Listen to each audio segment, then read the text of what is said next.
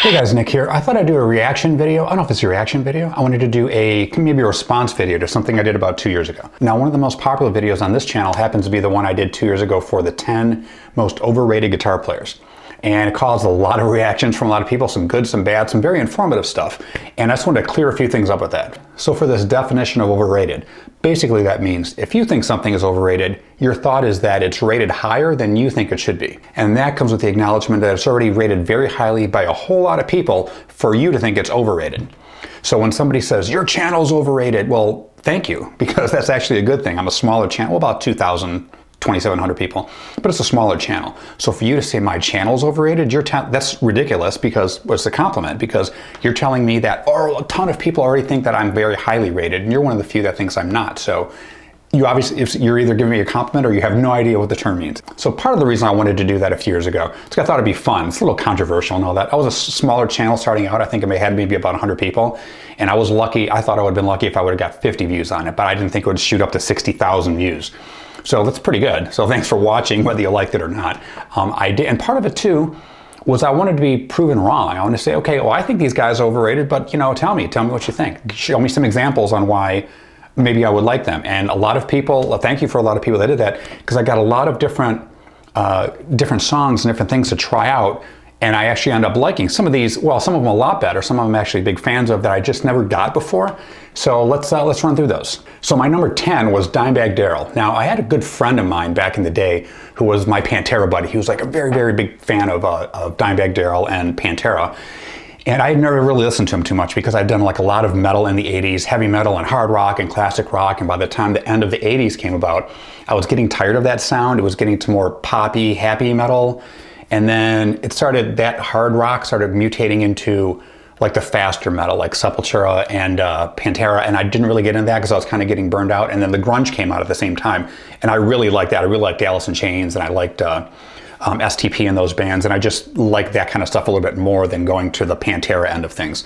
So I didn't really listen to them. A lot of my friends didn't hear them, so I was never really exposed, except for my one friend, my Pantera buddy. He's like, Nick, you got to hear this. This is great guitar playing and all that. And now he's like a fanatic, so the stuff that he played for me weren't the bigger songs that they had at the time. They weren't the most popular songs, because his thing was that those popular songs are sellout. This is the good stuff, and the good stuff that he showed me were these like B-side kind of crummy songs that I don't even think most Pantera fans would like. And he kept rocking, he kept telling me that those are the best, and I was like, so Guitar Player's kind of good, but the lyrics are kind of like that, and didn't appeal to me. I don't think there were nobody's favorite Pantera songs. And that was my Pantera friend telling me that was the best of the best, so I just kind of, never listened to him after that much. But in the last year or so, actually in about the last month and a half, I've been listening to a lot more, just to expand my horizons, and over the last couple of years, I've been listening to more here and there. He's a really good guitar player. I still don't like his tone, but it works for him. It's got a certain distinct sound. But I do like a lot of the stuff he plays. I've been learning some of his songs, like Cemetery Gates and Cowboys from Hell and all that. I do like a lot of the runs he does. I'm going to actually probably show you on some of the, because I'm gigging with some of those. Some of the runs that he does are really cool that I've never seen anybody do. The way he does like chromatics and these pickup notes that doesn't sound like anybody else I've quite heard of before. He's had a very, very, very cool style, so I do like him. And he seemed like a really cool guy. I wouldn't say I'm the biggest Pantera fan. I do like some of their stuff, but I'm a fan of him. And I did listen to one of the, just a new band he was in, Damage Plan.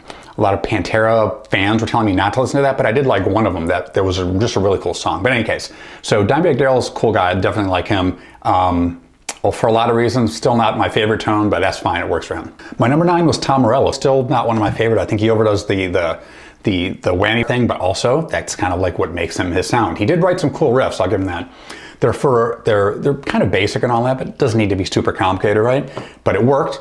He did some pretty good songs with Rage Against the Machine and Audioslave, and yeah, he's okay. He's cool. 8 was Joe Bonamassa, and I still like him. I mean, he's a great player. I said him the last time. He's a great player. I just didn't see him so unique that it was like to be put on such a high pedestal. But I do get why. But he can play very well, so I'll give him that. And I gave him that the last time too. And I had a few friends of mine, like Empirism and a few other people, showed me specific songs. So listen to this one, and I did. And yeah, he's a great player. So don't listen to him all the time now, but I get why people like him. He's a good player. 7, Steve Vai. I've always liked Steve Vai. I've got CDs from, I got cassettes from him that I've worn out as well too, and played some of his things as well in the past.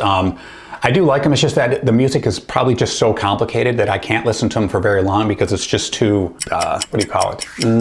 It's overwhelming, I guess is the point.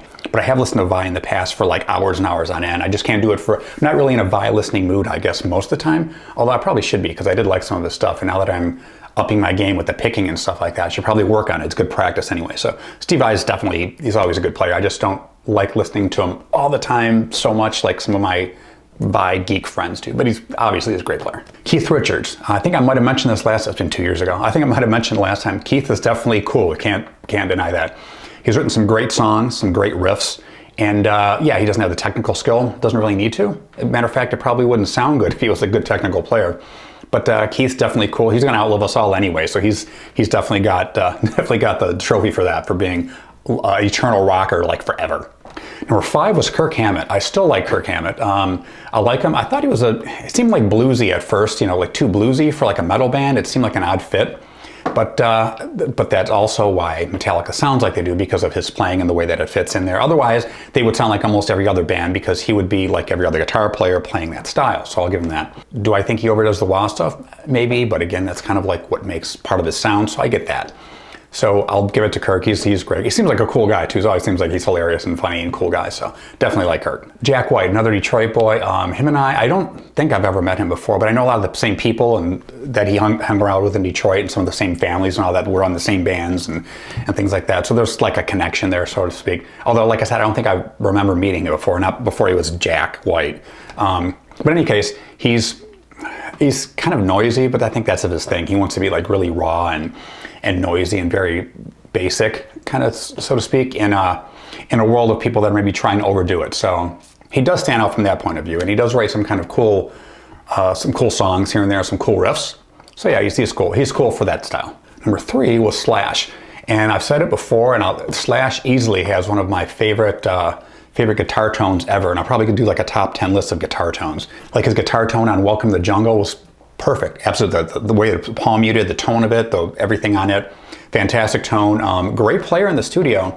I think my thing with him is that he could just never pull it off live. And it's probably because he was trash, like a rock star, like most of the people were back then, so I'll give him that. I guess he's cleaned up his act a lot more, whatever that means, in the last few years, because he can actually play better live. He can do a lot better live performance. So I think it really bugged me at first, because for a long time actually, because he did all this really cool stuff in his studio, and then he just couldn't play his own stuff live, and that's, you know, you're kind of unimpressed with somebody like that. But I think he's gotten better with that, and I'll give him that. But he does, yeah, his studio's great. Some of the solos he does and some of the writing he does, definitely cool. 2 is Frank Zappa, and although I like a lot of Zappa stuff, I get it. At first, and I really thought he was a great player. I still don't think he's a fantastic player. I think he's extremely creative. I think he does like almost to a fault, if that makes sense. But he was so creative that he would write this really cool avant-garde stuff. But I do love like Joe's Garage and all that. I listen to that all the time, and some other stuff. Cool guy, definitely creative. Definitely had his own niche, and I had some really great players to work with him. So that's I'll definitely give him that. He's definitely earned that creativity avant-garde type title. Number 1 I had was Zakk Wylde, and although I've heard Zakk play outside of Ozzy before, I never listened to him until a lot of people were showing me, telling me, well, listen to this and check this out and check that out.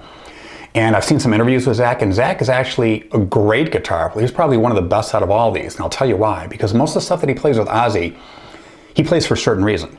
He wanted to be a certain type of guitar player with Ozzy, and he was like, well, Eddie's doing the tapping thing, and Randy did the pinch harmonic, not pinch harmonics, but the neoclassical and all these things. So he was trying to figure out what would make him stand out better. And he said, well, I'll just rip on the pentatonics, because nobody's really doing that yet. And I get why he did that.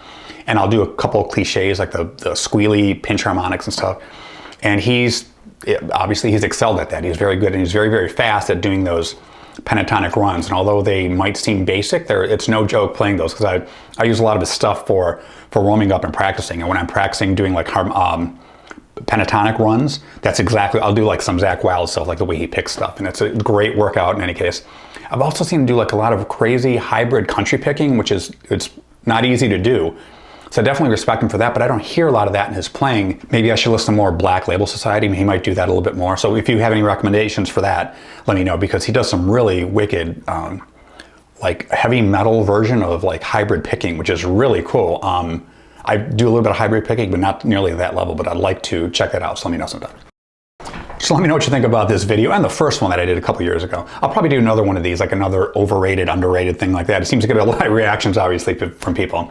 And people take this stuff too seriously. Like, people are complaining in the comments, this is just your opinion. I'm like, well, yeah, it's my fucking opinion. Who else's opinion is it gonna be? I did the video, I kind of talked. I know very well that it's my opinion, it's not somebody else's. Of course it's my opinion.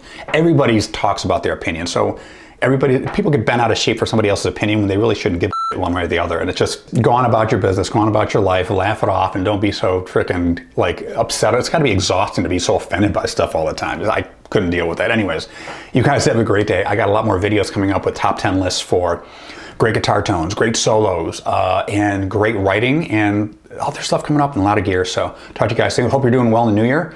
And it's really cold over here in Detroit, a lot of snow, and I'm by a couple lakes now, and lakes are starting to freeze, so I'm looking forward to, not gonna walk out on the lakes, but I'm looking forward to seeing people maybe skiing across them or something, or whatever lake people do. I don't know, we'll see. Anyways, you guys take care, rock on, and I got some practicing of my own to do. Maybe some DIMEBAG DARRELL and some ZAKK, we'll see. Take care, bye.